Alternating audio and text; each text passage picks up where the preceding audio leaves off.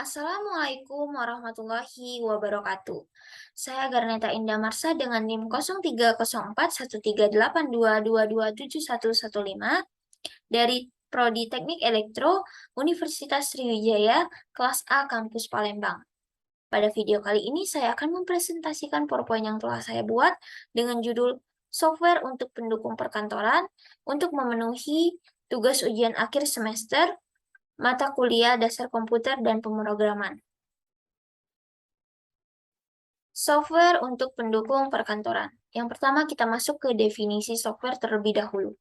Software adalah sebuah data yang diprogram dan disimpan secara digital di dalam komputer, sehingga software tidak dapat dirasakan oleh fisik manusia, tetapi dapat dilihat oleh mata manusia. Software dapat berupa program atau instruksi, serta dapat dikatakan sebagai penggerak dan pengontrol dari hardware. Sebelum munculnya teknologi canggih, sebagian besar pekerjaan kantor dilakukan secara manual. Teknologi dan digitalisasi mempermudah dan mempercepat pekerjaan dengan perangkat lunak yang mendukungnya. Di sini ada 3 jenis software pendukung perkantoran.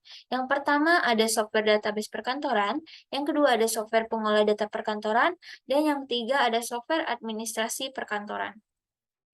Kita masuk ke poin pertama, software database perkantoran. Software database adalah aplikasi database atau sistem manajemen database untuk mengelola database project dengan efektif dan efisien. Software database dapat membantu menginput dan update database project serta melakukan pemanggilan query secara lebih cepat.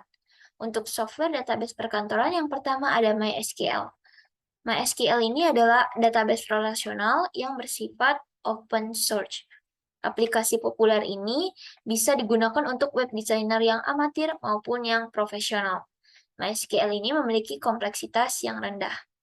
Yang kedua ada Microsoft SQL Server. Microsoft SQL Server adalah salah satu aplikasi database relasional terbaik dan efektif untuk memproses data berukuran besar.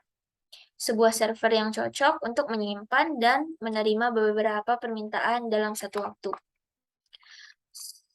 Aplikasi ini cocok untuk proyek database perusahaan besar yang memiliki kepentingan untuk melindungi data konsumen yang sensitif. Yang ketiga ada Oracle.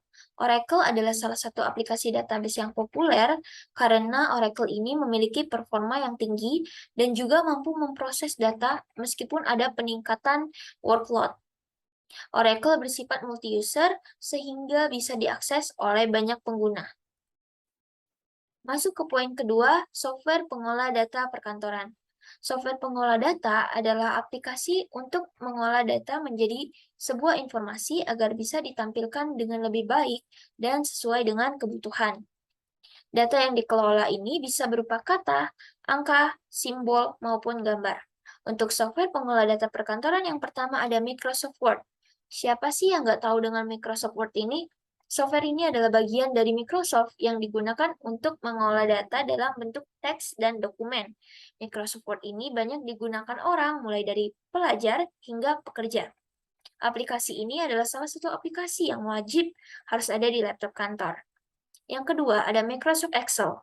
Microsoft Excel digunakan untuk memproses dan menganalisa data berupa angka.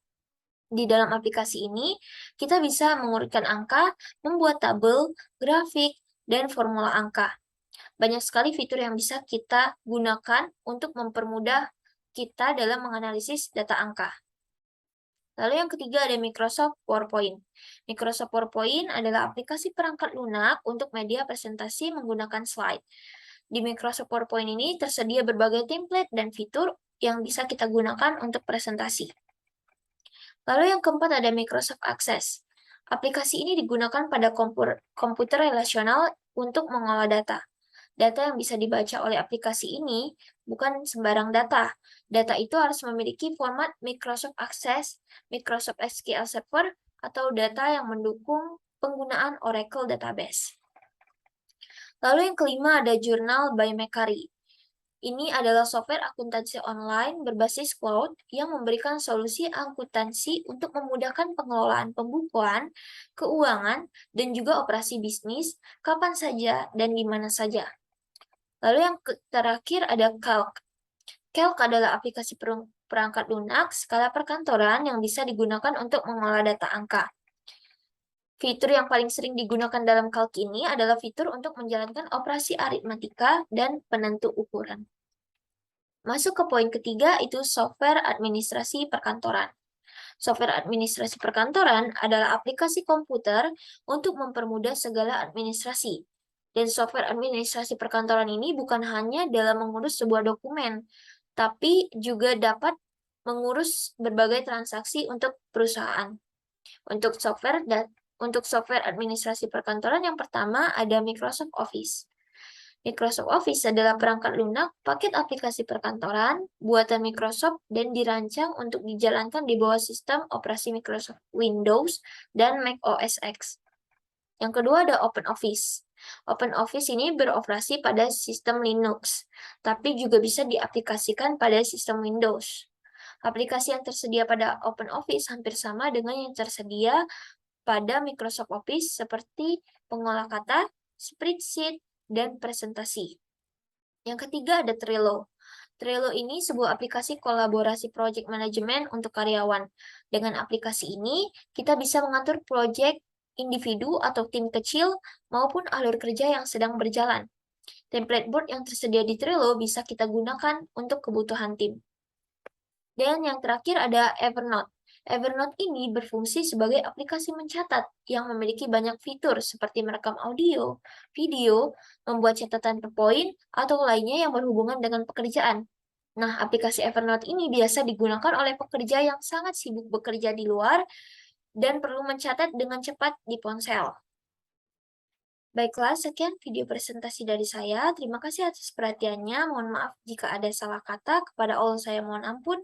Saya ucapkan wabillahi taufiq wal hidayah. Wassalamualaikum warahmatullahi wabarakatuh.